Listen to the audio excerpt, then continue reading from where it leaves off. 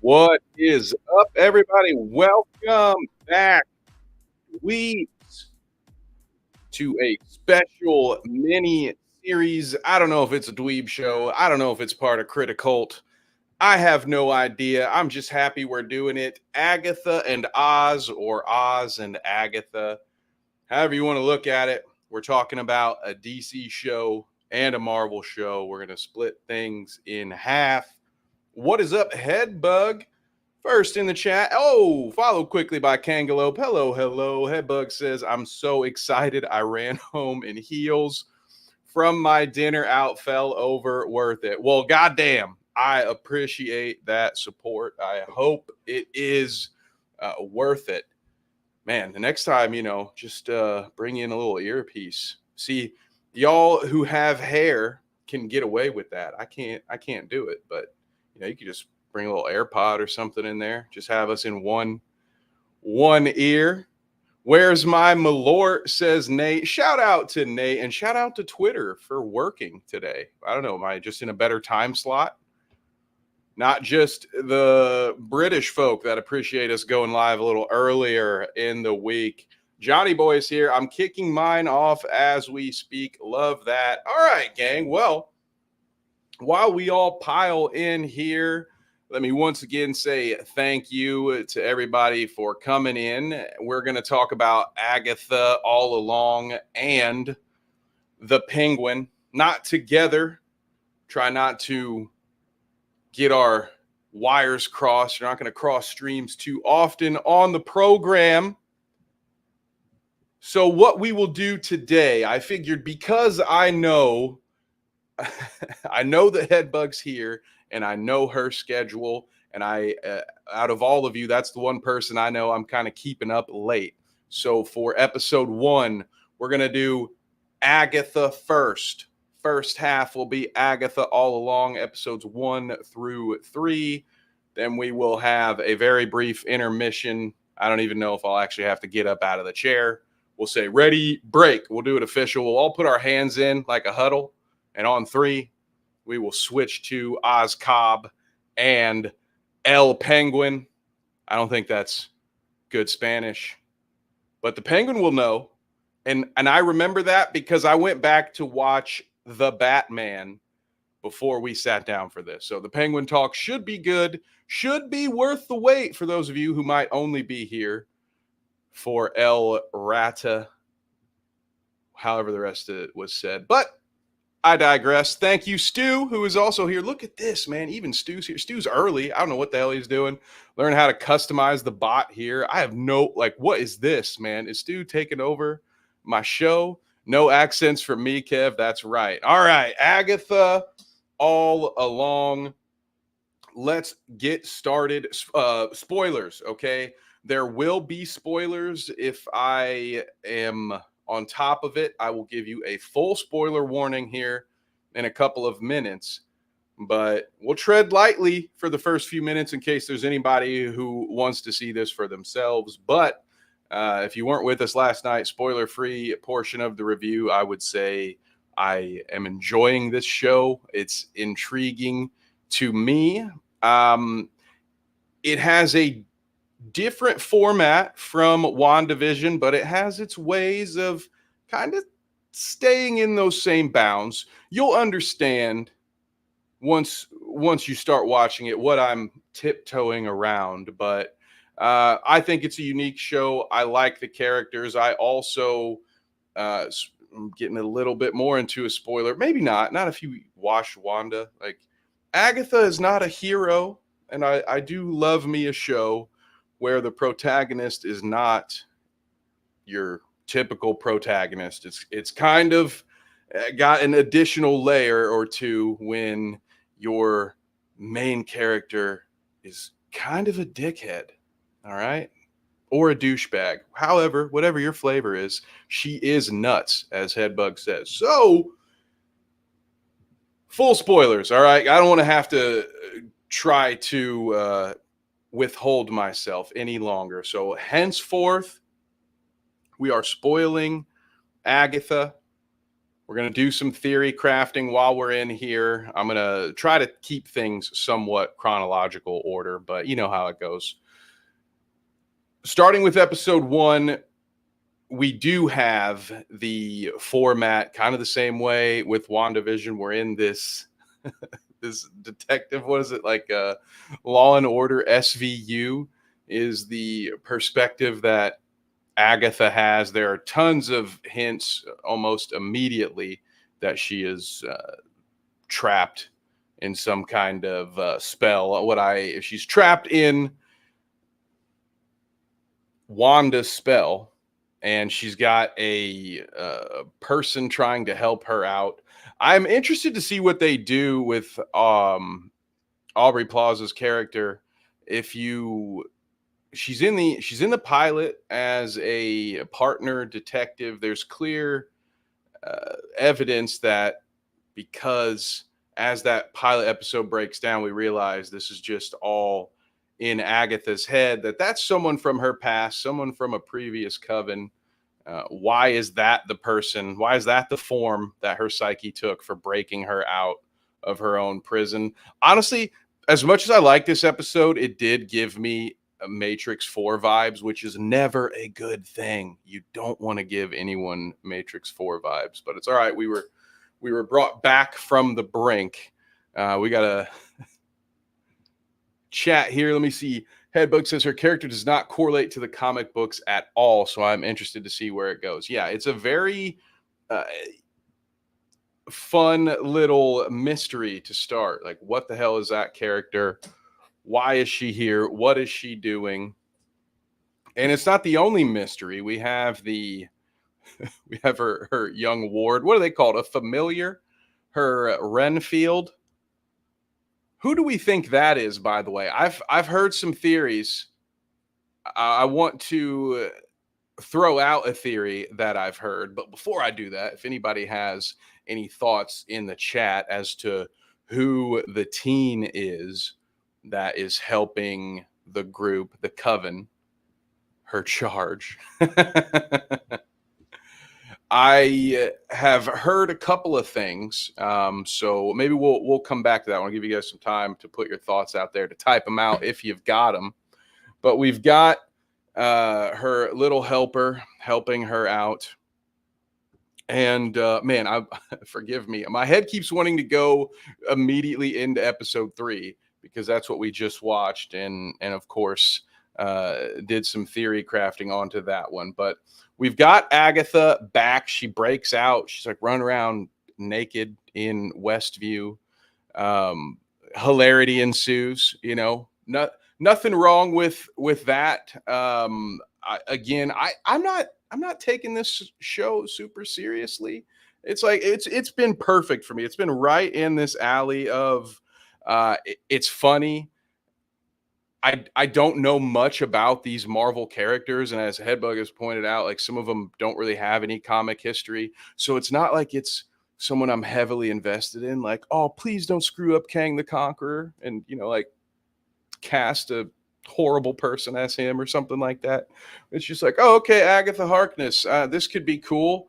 And so there's been a level of detachment where I'm just kind of along for the ride. And so far, I have enjoyed the ride, whether it be the comedic bits, which normally, if it were something that I were more invested with, if it were a horror story, I know it's pretty common critique of mine to point out when I feel like things are being funny at a bad time. But so far, so good with this. I felt it's been paced decently.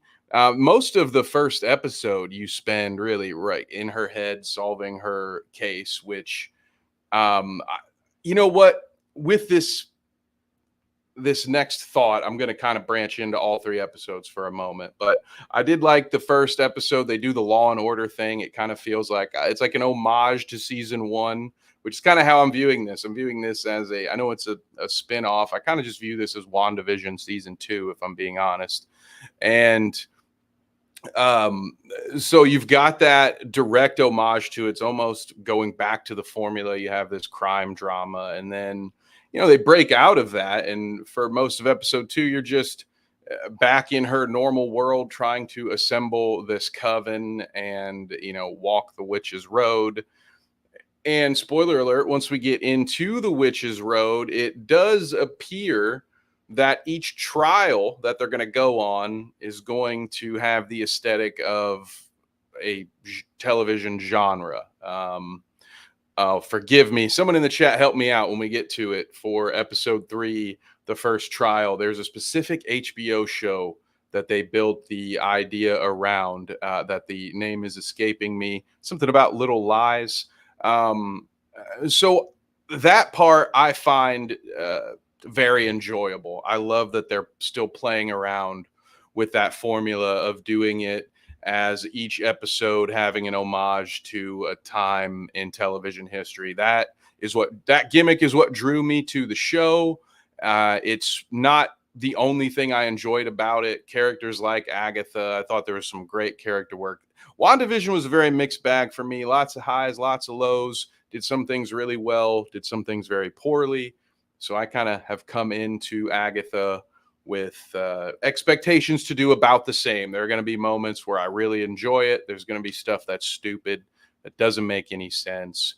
And there's overall, I say there's been more of the former than the latter. So I mentioned something. I want to get back to Billy, and Headbug's got it. This is the same thing that I have heard in my, I guess I would hate to even call it research, but as I've looked around to see what other people are thinking about the show, I've heard rumors it's her son, X to Doubt. I also X to Doubt that one. It's this next one that I have heard, Billy Maximoff, Wanda's son, which Headbug also X's to Doubt. She thinks it is Franklin Richards, Reed Richards, and Susan Storm's son. Yeah, huge character in his own right at different times in the comic books.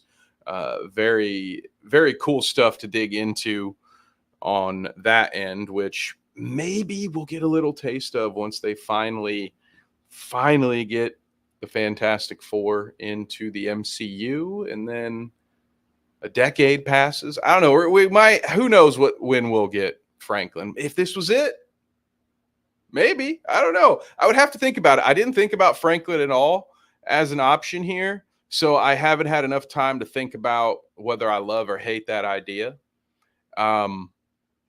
Maximoff is the one that I've seen.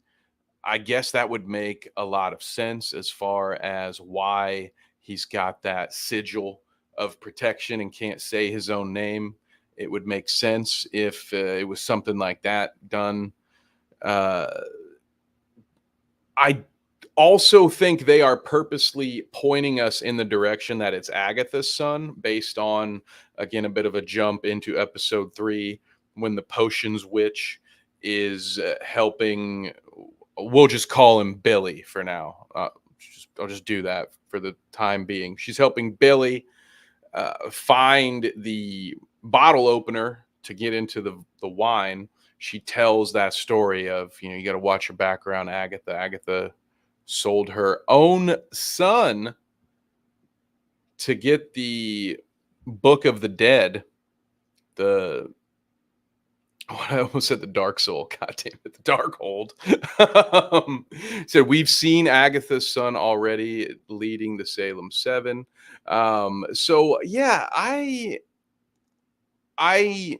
think they were purposely misleading us when they are telling us that she wouldn't recognize her own son even if she saw him. So I don't think it's going to be her kid either. I'm Xing to Doubt on that one.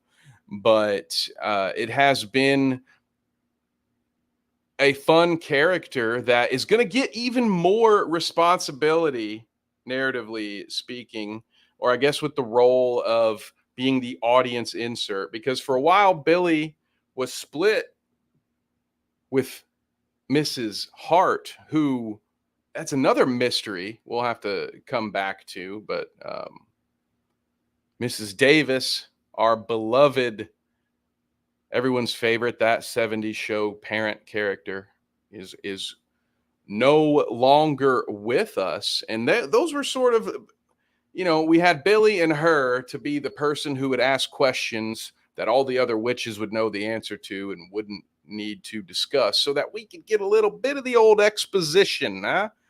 And now that she is gone, uh, unfortunately, Billy's character might take a hit because he might get stuck just with some boring dialogue as things get explained to us.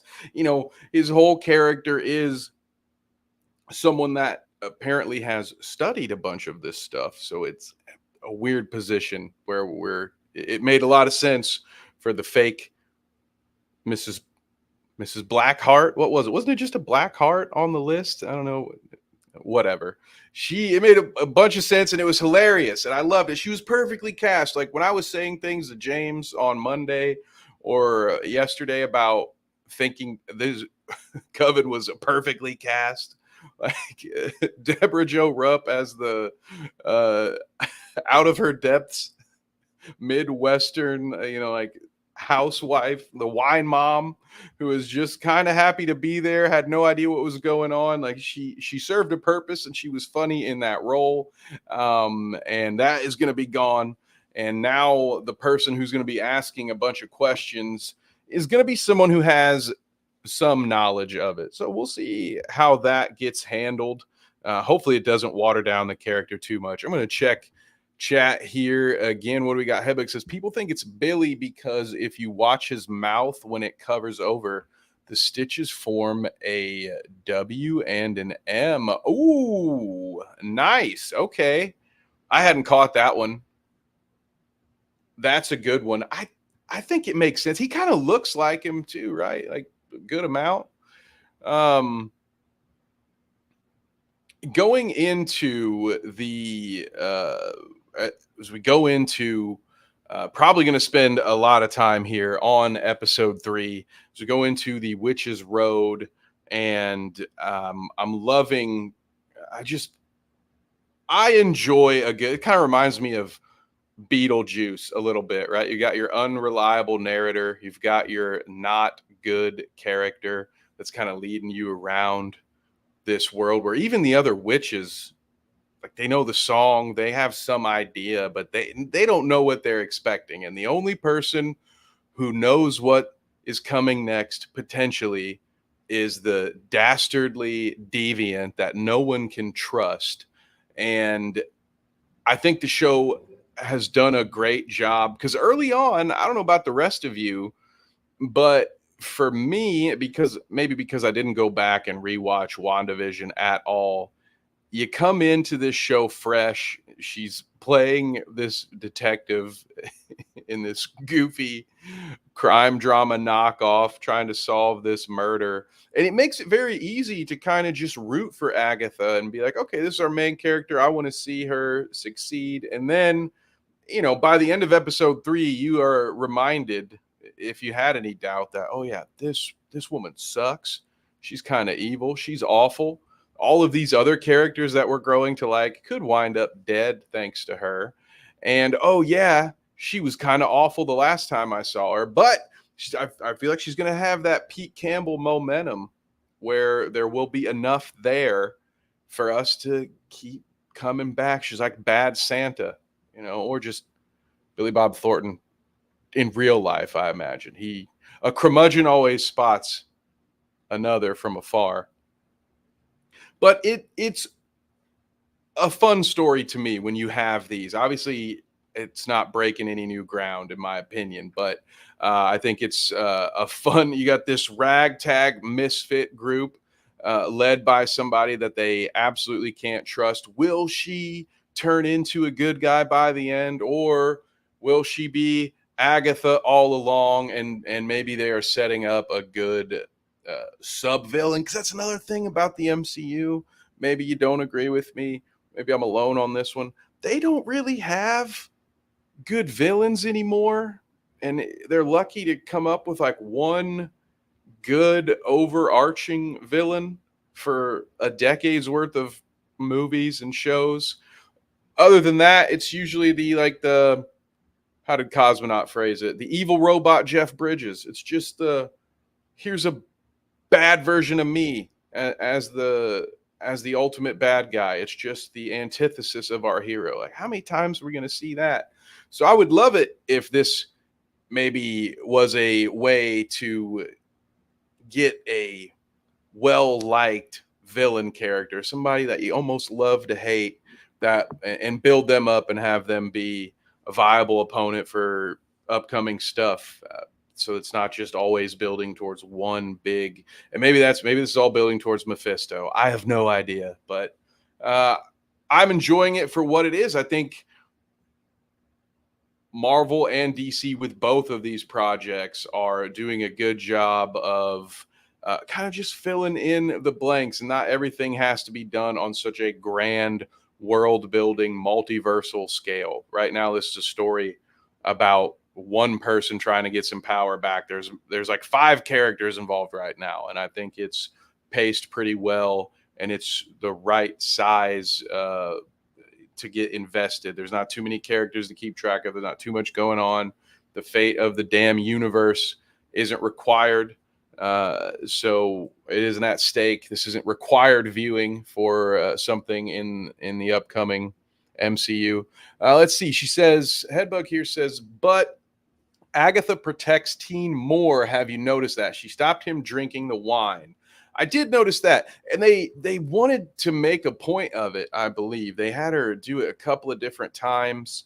I wonder if that's just Disney meeting some sort of family friendly, we got to send good messages to the kids quota, or if it's just, which is such a funny, we got like somebody dies this episode, but let's make sure the 20-year-old does, or no, he's a teen, sorry.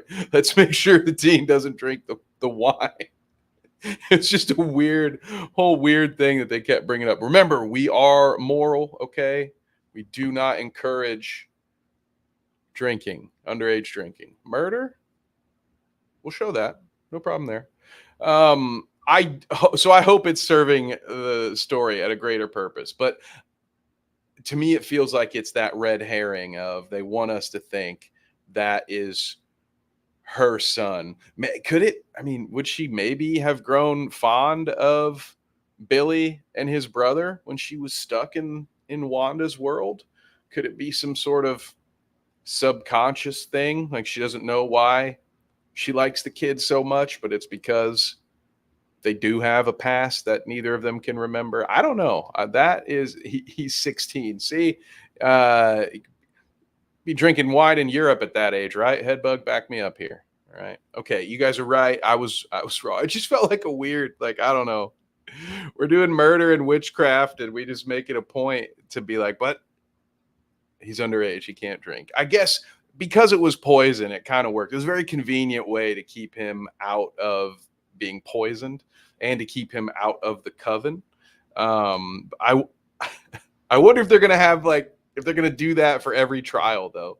Like, is there gonna be some factor that because he's a kid, they'll be able to keep him out of all of the trials? Because I guess that's what I'm more concerned about. I'm over the wine thing, but I'm assuming that the kid's not part of the coven, and therefore he will be withheld from many of the trials, even though he definitely helped with the trial. That, you know what? The more we talk about this, I'm finding some plot holes. I still like it, but this is one of the things where maybe I don't want to think about this part too much and just go along for the ride.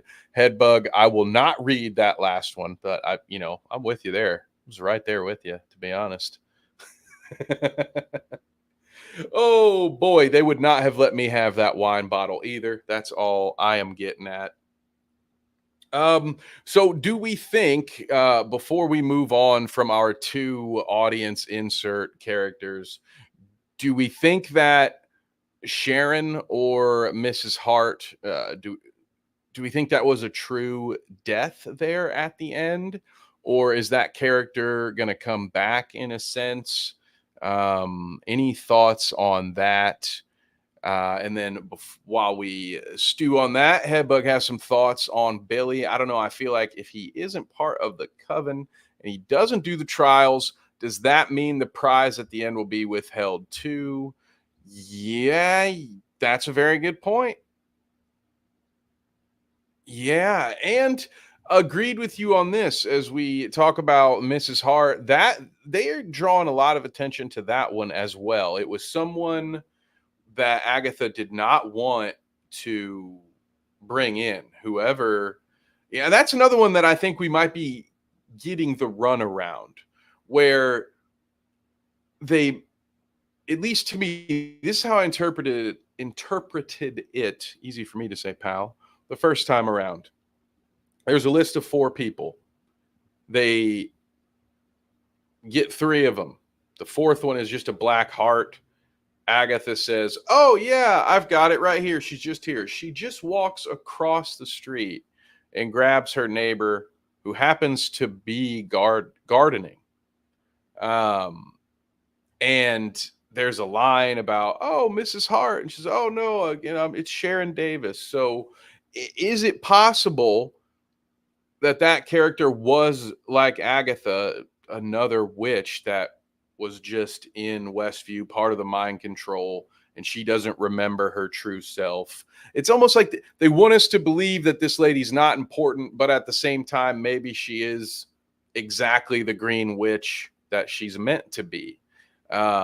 It's or oh, there. Okay, Headbugs got it. Mrs. Hart was a replacement for Audrey's character. There it is.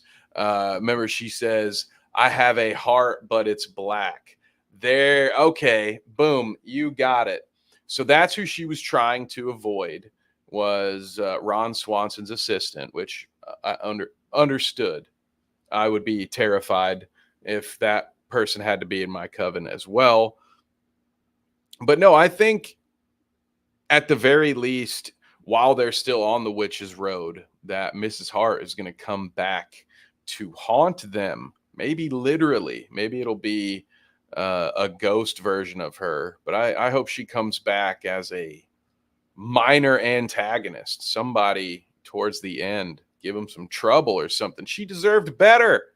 I couldn't believe all those selfish witches, man. She was the first one to drink the stuff. She got sick.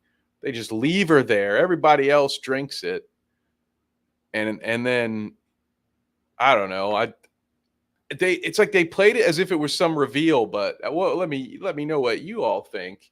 Did you forget about Mrs. Hart while that whole thing was going on? That whole time, I'm just like, well, what about the lady you have dying on the kitchen table? That's probably why nothing has fixed yet. And then they do the whole Star Trek freaking whatever, all the way, run the countdown all the way down to 1. They get the sip into her lips as the timer expires. That part was a little goofy for me. But she deserved better. Dang it. And I hope we see her come back. Could you imagine, with the laugh that she does, that actress, having her come back as some evil, uh, just destructive witch, and then, maybe they do a little voice modulation over it so she sounds like a demon? That would give me nightmares. I think I accidentally just described my paralysis demon. But moving on, any other theories or predictions that we have for Agatha? I don't want to move on too quickly. Like I said, we're going to split the show in half here. So I do want to spend at least a few more minutes on Agatha before we switch to my boy Oz Cobb, where I can say my analysis will probably be much more valuable when it comes to talking about a DC project where I am much more familiar with those Batman characters. And I will just say the spoiler for that. I am loving what they're doing with the Penguin show and with the Penguin character. But I feel like there's a lot of meat left on this Agatha bone. But I'm sort of drawing a blank here. I think we may have covered everything that I had on the docket. But as far as the theories, ooh, Headbug has one. Aubrey's character and Agnes are ex-lovers turned foes. Okay. They are definitely have some kind of we were close once story going with them, right? Like it has to be that they were she represents some grand mistake. Now, the to me the another big underlying question, obviously I don't think Aubrey is Aubrey Plaza's character is her son, but is the son actually dead? Is like what's the story going to be there? I think those are the two big mysteries right now. What the heck is going on with the Blackheart character, Aubrey Plaza's character? Who and what happened to Agnes's son? Because doesn't she have like his hair in that locket of hers or something like that? And if Billy, if the teen is not her son, what's his deal? Why is he there? So it's doing a good job to me. I'm pretty intrigued. The episodes aren't too long either, so it's been paced pretty well. We haven't had too much of the side questy noise that I usually hate. It's been pretty much on point. Um, I mean, they've taken the scenic route. Like I said, they had a whole episode of her getting out of her own head canon. But I love that, and that may just be me enjoying my own television junk food because I love. At least I did back in the day. I don't think I've watched a crime drama like that, a Law and Order type show for a very long time. But there was a time when I thoroughly enjoyed that kind of crap. So I had no problem sitting in that parody for the 30 minutes that it was in there for episode one. So personally, I found the pacing to be okay. I found it to be good, I would say. When things ended at episode two, right? It ends on a cliffhanger. Don't always love that, but it does kind of work as a solid endpoint because it was a 2 episode premiere, right? You have them closing themselves off, you have them getting into the wardrobe.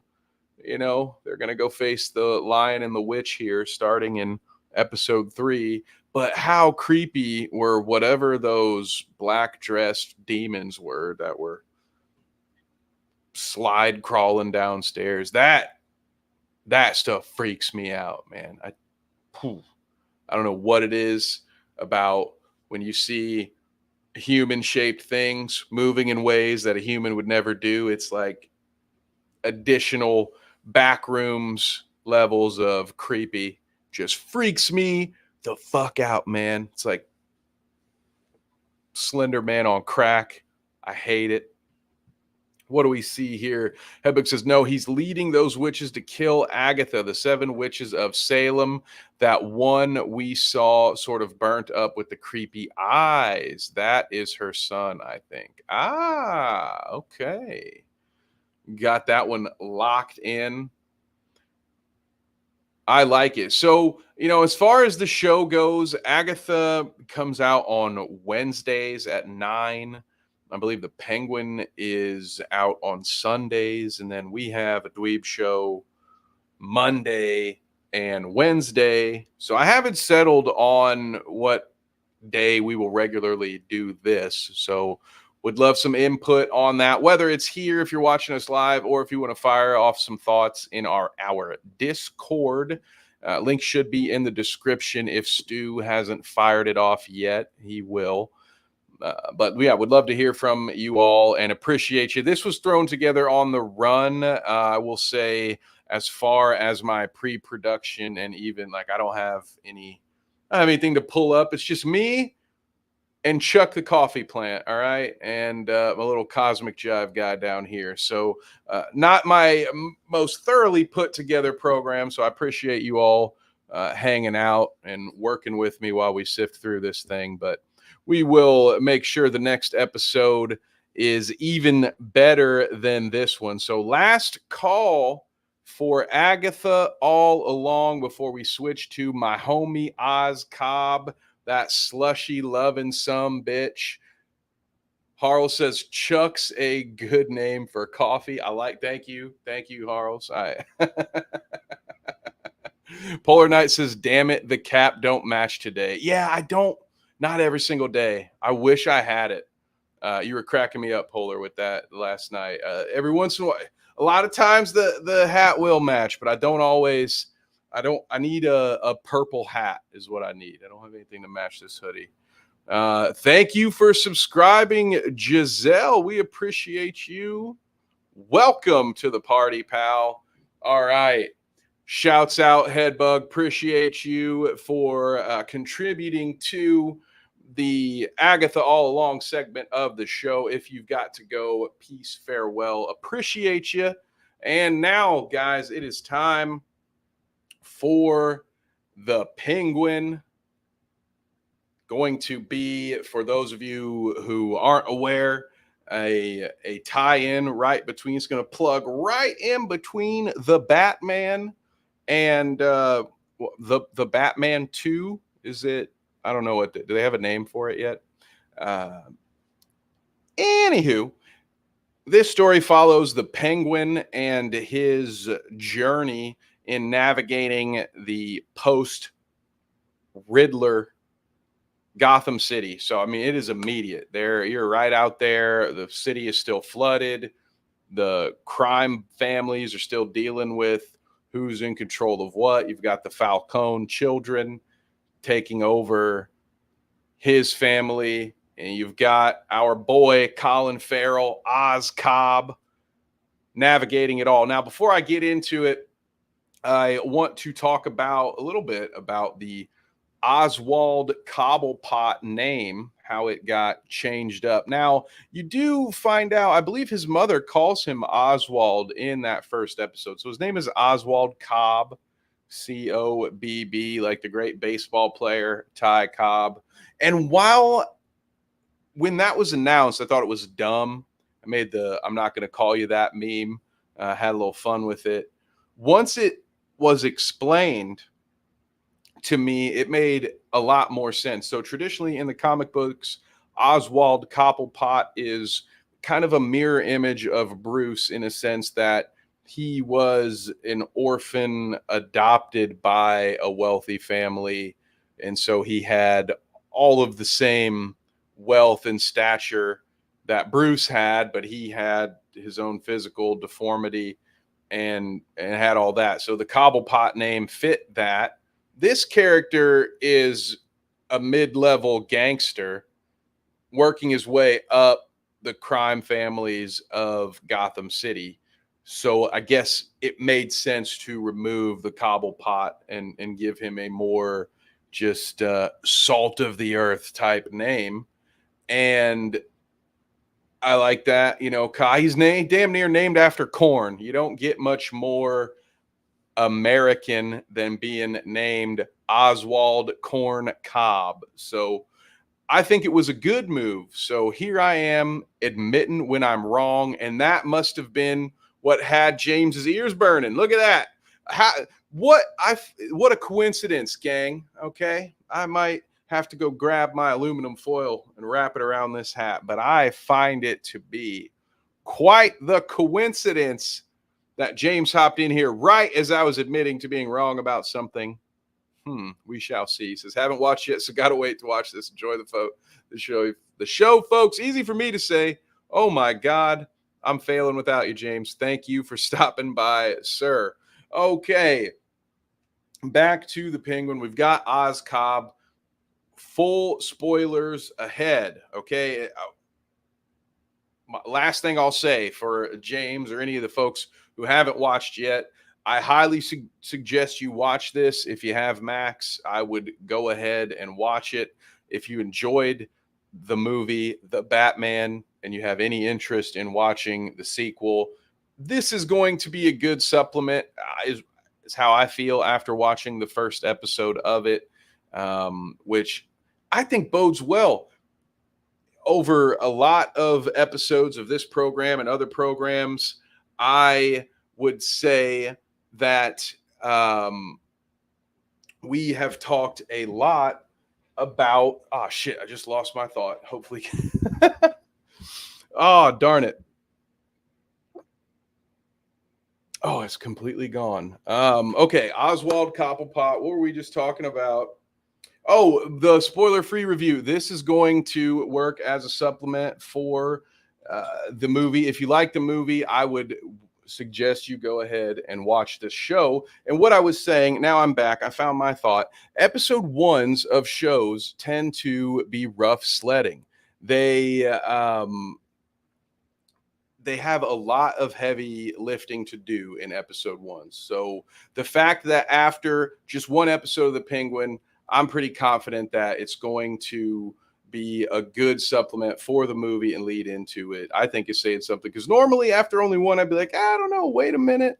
So if you enjoy A, Batman programming, and B, stuff that has to do with mob or crime families, I would say watch The Penguin. Like we said last night, it did give me vibes of True Detective season 2, stuff like that. So if you're into that, I've always been a fan of The Wire, shows like that I was very pumped on. So that is all I will say before we go into full spoiler territory. All right. So your final warning. What up, Pest? Good to see you in the chat. Yeah, we did hit 130. Hell yeah. Appreciate you all for that. So let's go. We are diving on into The Penguin episode 1. If you haven't seen it, this is your last chance because there are big spoilers almost immediately. Oh, Pest says, I thought it was a new mob show, not a DC Universe thing. Yeah, I mean, it's both. It's really what it feels like this thing is trying to do is to be, for lack of a better term, and maybe unfair comparison, like a Sopranos of the DC Universe. This is more going to be about, like, I don't think Batman's going to be in the show at all. Like, at least not as a character. There may be references to him, but he's not going to be running around in this show, to my knowledge, which I don't know how you address that, right? Like, why wouldn't he be there if crime families are doing this much dirty work? But so far from what we've seen, there haven't been it hasn't covered a lot of ground because it starts immediately after the film. So families are scrambling. You get to find out that Falcone's son is now in charge of the family. And this is where we're going to get into some comic book spoilers too, because it's really hard to talk about some of these characters without ruining what they did in the comic books for those who haven't read them. So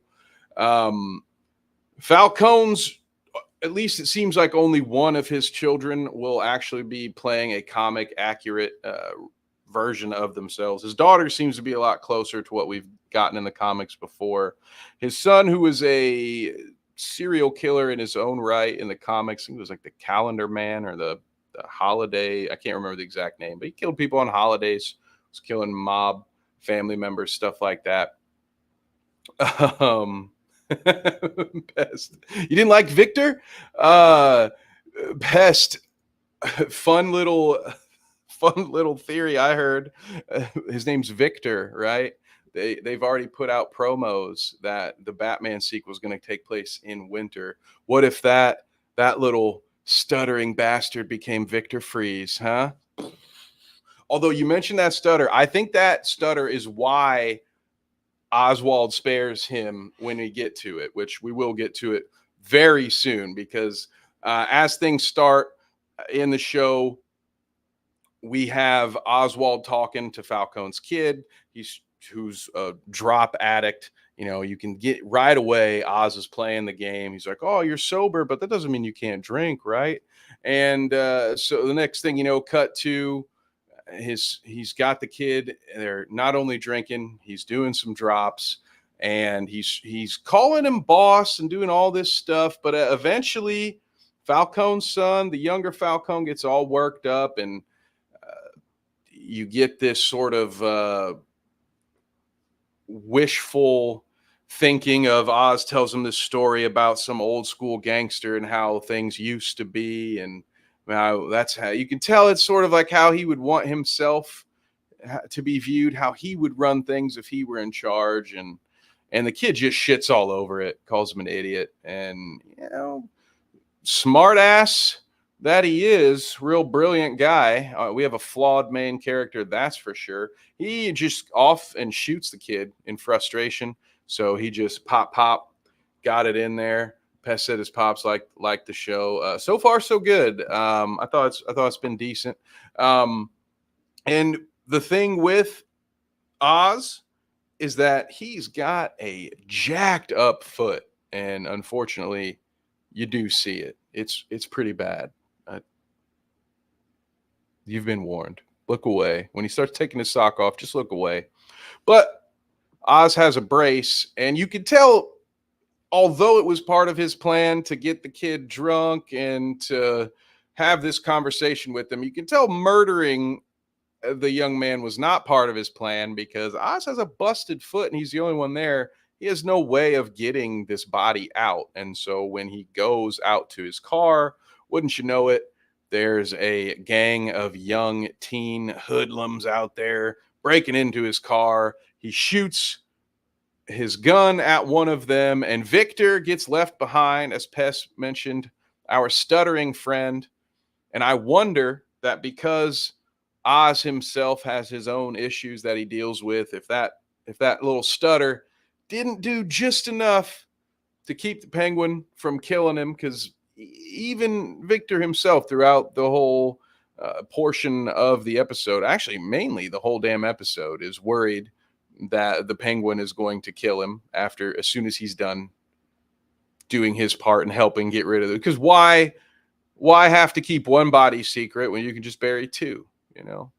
It tracks. You can tell Victor's kind of a smart kid. So you have that whole underlying story throughout the episode of, will the penguin actually kill Victor? Is he going to let Victor live? Does he see some of himself in Victor? And I think we get that answered by the end of episode 1. But again, with the nature of a character like this, you don't really know. You have no idea if Oz isn't just going to screw this guy over at some point along the way. And something that I overlooked that I'll have to get back to in order to talk about the rest of the plot. Before Oz takes out the new boss of the Falcone family, he is told about this new drug shipment that could come in. It's going to revolutionize the industry. So the next day, when he gets told from the bosses, what are they called? The capos over there in the Falcone family, that the drop production that Penguin has been overseeing is getting shut down, he is pissed. He's like, no, homies, you can't do this to me. And I'll tell you why you can't do this to me. Because I have a revolutionary new method for this drug business. It's going to change the world. And mind you, Oz has no fucking clue what it is. He just knows that the kid told him about a thing, and he knows what day it's getting there, and he plans on taking the credit for it. And so he's sitting there just telling the bosses, he's vague posting about it. He's just like, hey man, I got this thing, dude. Blow your mind. I mean, fair enough. If you want to shut it down, that's fair. But I mean, I'm just saying, I have this thing. It'd be pretty cool. You might want to look into it. And Sophia Falcone shows up just in that moment. And for those of you who don't know, she in the comic books and in this show was known as the Hangman. The comic book story, if memory serves, goes that she was a victim of a strangling attempt, or a potential, maybe it was even a hanging attempt, and comes back into the story in a wheelchair with a broken neck. And throughout the story, there are all these people dying. And then it comes to find out that she had been faking her being she was not paralyzed. She was faking it, faking her paralysis. That's the word that escaped me this whole time. And she was, in fact, the serial killer known as the Hangman. And in this version of the story, we know that she's called the Hangman, and we know that she got out of Arkham. She has been rehabilitated, which in its own sense was kind of a nod to the Penguin of old. It was kind of an Oswald Cobblepot line redone there. So she happens to know about this special drug shipment bullshit too, because her and her brother were in on it together. So she smells a rat. Why the hell does Oz know about this? He shouldn't know about this. And her brother told her that he was going to go talk to Oz last night. He was going to the Iceberg Lounge. He was going to go talk to him about some stuff. And wouldn't you know it, now her brother's nowhere to be found. And the Penguin knows all about this drug operation that was their little secret. So she's on to him. He is fucked, right? So now is where we get into where I said this kind of gave me True Detective season 2 vibes, where Vince Vaughn's trying to play the guys trying to get out of getting fucked over so he can fuck over other guys so he can stay afloat. You know, a little nothing we haven't seen if you're fans of mob type stuff, right? So as it goes, we're getting really, really spoiler into this. So I am sorry. For whatever reason, if you haven't watched it, you're getting most of the rundown here. So Penguin goes to see Maroni, another famous Batman mob boss, played by Clancy Brown, one of my favorite character actors, dude. Quality actor. That dude kicks ass. He doesn't want to hear any of Penguin's shit. Penguin's like, oh yeah, I got this thing. How about you come in? Those Falcone bastards are taking my drop business. They're asking me to pack it up and ship it over here. I got a great idea. How about you steal that? I'll tell them you robbed me at gunpoint. You know, you guys, you can have this drop operation now, and then you just compensate me, just give me my cut on the back end. But Maroni remembers what kind of a piece of trash he's dealing with, and he says, fuck you, Oz Cobb, I'm not dealing with you. And Oz leaves him with the Maroni family ring that he had gotten off of Falcone's son. So in the moment, it looks like a token of appreciation, a gesture, maybe an olive branch of, oh, hey, here's your family ring, by the way. But it's actually just Oswald being the mastermind, dude, because as this thing plays out, Sophia will kidnap Oswald. That whole scene with the wire under his arm was just horrifying. You know, even though you know it's fake, it just, ow, ouch. So Sophia is questioning Oz because obviously none of this makes any sense. It has to be him. What happened to her brother? Damn it. When all of a sudden Victor, stuttering Victor, who had been sent off earlier on a side mission by the Penguin, finally delivers. This whole time, you've got this little underlying, oh, did Victor just run off? I might have run off. To be honest with you, it wasn't that well executed. I think everybody who's watched regular television probably knew Victor was going to come through at the end. You know, it was very formulaic. Like, this is not, notice I have not made any comparisons to True Detective season 1. Okay. I've just said season 2, which was a pretty standard dirty cop crime drama stuff, but it was all right. It was good. It wasn't great, but it was good. This is kind of how I feel about this. Pretty good. Not setting the world on fire as far as episode 1 goes. It's a pretty standard storytelling, a story you've seen something like this several times before.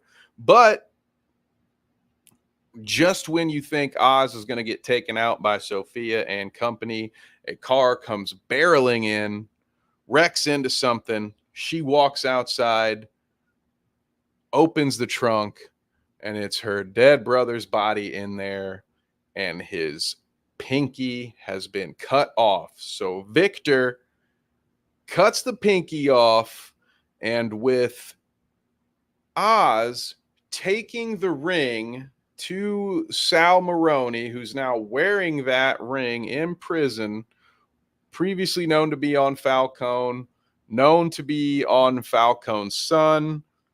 You guys can put two and two together.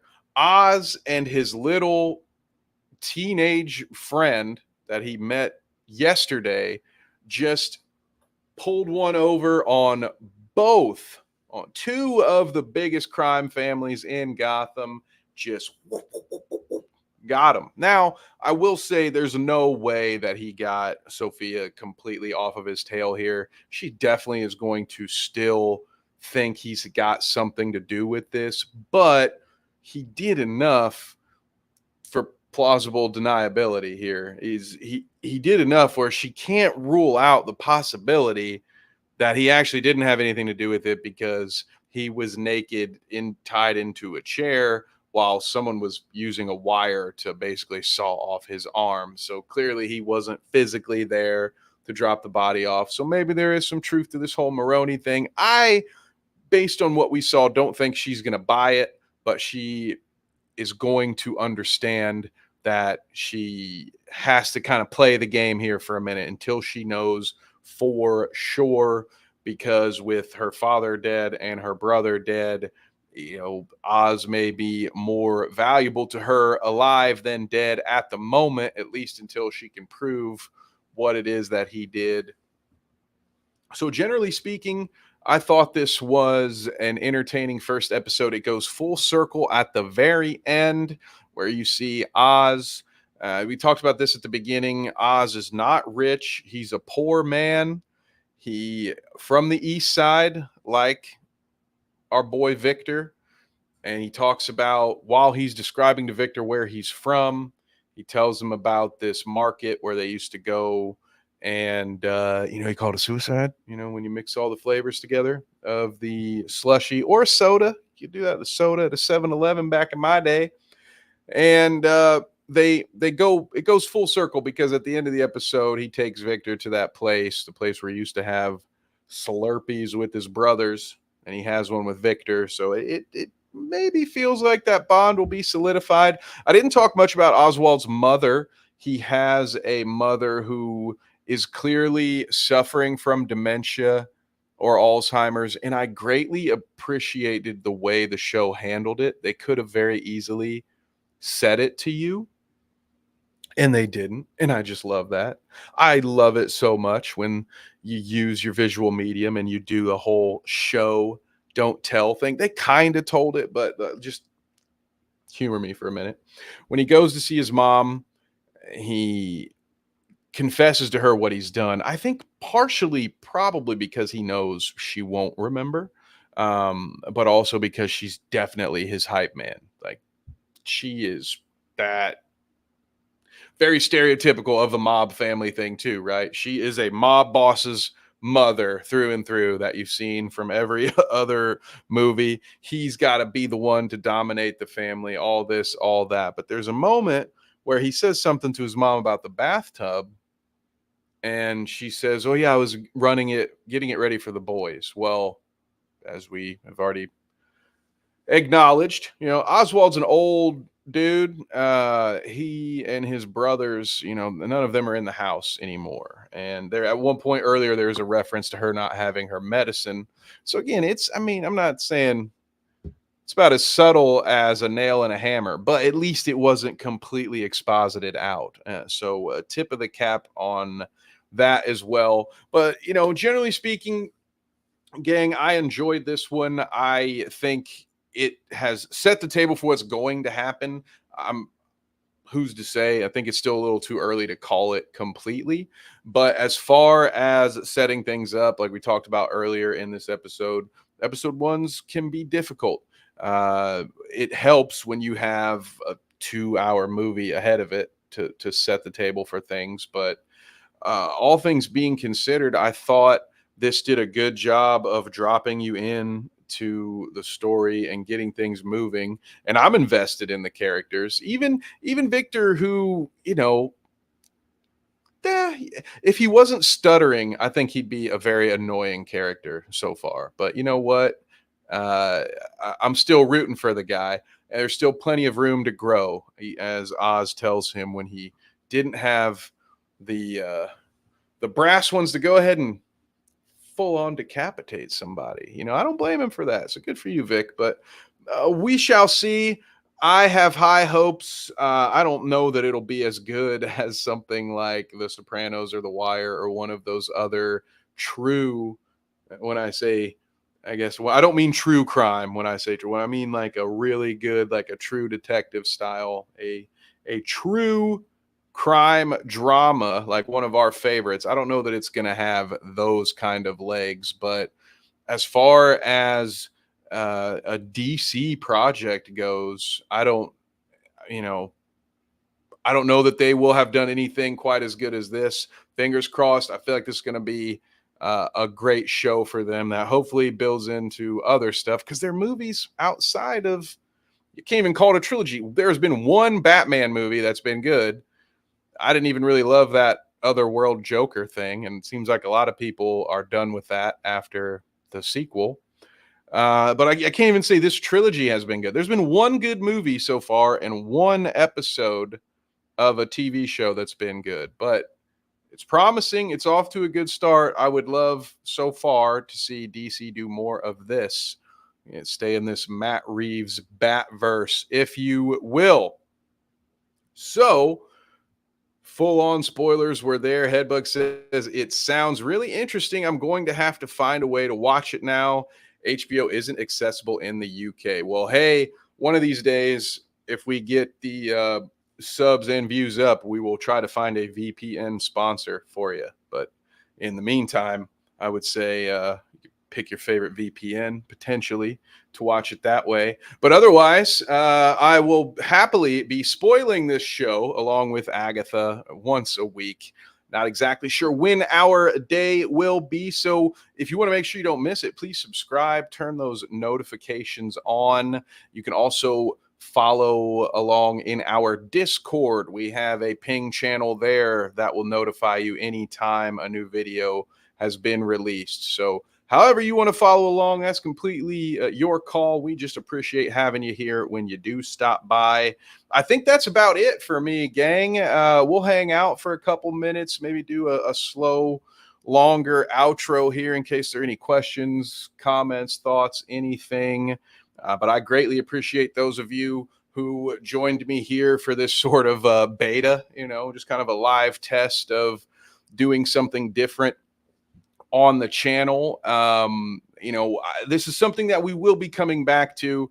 Obviously, Oz and Agatha will focus just on these two shows, but I know we've got our Star Wars themed show. We at some point would love to have a Marvel themed show, but right now we've just got the Weekly Dweeb that it's got a big area to cover. And so when we have these shows that I want to get into with a little depth and talk about for a little longer than maybe we could on our 1 hour weekly program, we'll do these mini series where we hang out. I'll try to find some co-hosts for those, like we've had Danny on previously to talk about The Boys, things like that. But we will keep it going, even if it's just me to hang out with a few of you guys.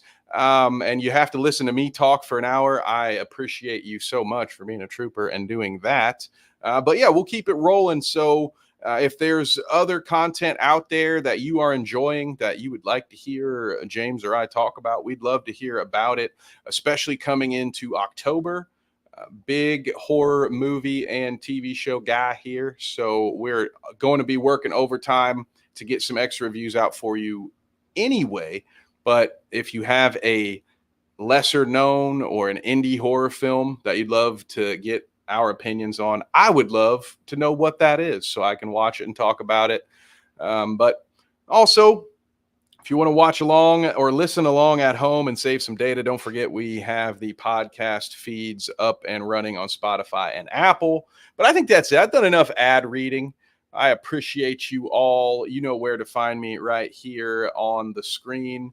I've got Bite Size Sports on coming up here in a couple of hours, and I have a Carnage Media meeting. So I'm probably going to get rolling. Be on the lookout for some gaming streams right here on Dweeb. But I think the next time you will see us will be on Monday when we are live. We'll get some clips and stuff out in the meantime. So I'm sure the channel will be active. But the next time we will be live will be Monday. Oh, we got a comment here. Harles Barkley says, wait. Oh, yeah, I'm waiting. Oh, I'm waiting. Not a problem. Oh, shit. I'll have to dig through my movie journal. I've got some good indie deep cuts in there. I love it. Thank you. Harles says, wait. Do they hang dong in the Penguin?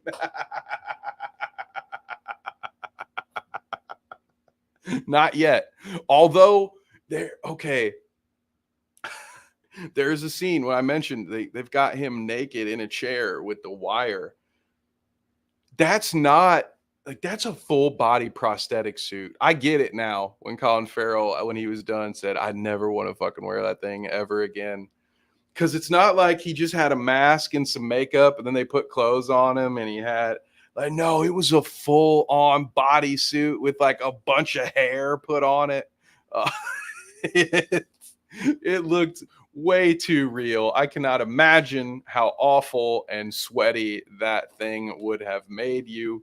But yeah, thanks again, everyone, for tuning in. I would love to see those indie horror movie suggestions, maybe in Discord, or leave them in a comment here. I'll come check those out later. One I will leave for all of you is The Battery. Big fan of this indie zombie movie about a group, two buddies, a former minor league pitcher and catcher who it's sort of the antithesis. Their whole thing is they never stay anywhere too long because, you will just have to find out. But it's a story about two people surviving in the zombie apocalypse. It was made for about $6,000. It's amazing, amazing movie. Especially considering the limitations that they had. So go check that one out. I will look for some more. I'll get my recommendations ready for you guys for the next time we do this. Apparently, there was some plastic dong hung in the Penguin. I might have missed it. I'm going to go back and watch it now. Not to find the dong, though. Definitely not to do that. That's not why I'm doing it. But I'll see you guys next time. I hope you have a wonderful rest of your day. Bye-bye.